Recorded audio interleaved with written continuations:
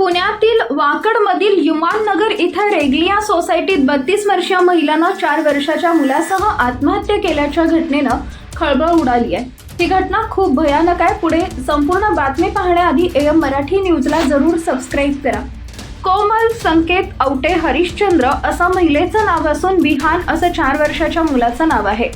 याबाबत मिळालेली अधिक माहिती अशी की कोमल आणि संकेत यांचा 2018 मध्ये विवाह झाला होता। संकेत नोकरीनिमित्त अमेरिकेला गेले होते, त्यावेळी कोमल सुद्धा त्यांच्यासोबत गेली। दरम्यानच्या काळात कोमलला मानसिक आजाराचा त्रास सुरू झाला।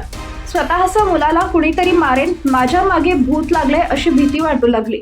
यामुळे त्यांच्यावर अमेरिकेतही उपचार केले, पण त्रास सुरूच राहिल्याने शेवटी भारतात परतल्या।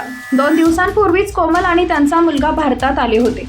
पुण्यात कोमल यांच्यावर उपचार केले जाणार होते, त्यासाठी डॉक्टरांची वेळही घेतली होती।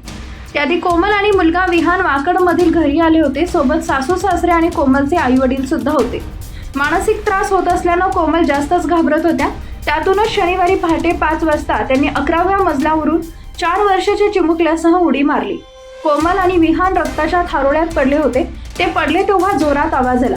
शेजाऱ्यांनी सुरक्षा रक्षकांना याबाबत माहिती दिली। त्यानंतर कोमल यांच्या कुटुंबियांना कळवण्यात आले। कोमल आणि विहान यांच्यावर अंत्यसंस्कार करण्यात आले। कोमलचे पती संकेत हे अंत्यसंस्काराला येऊ शकले नाहीत। अमेरिकेतून येण्यासाठी जास्त कालावधी लागत असल्याने त्यांना पत्नी आणि मुलांचं अंत्यदर्शनही घेता आलं नाही।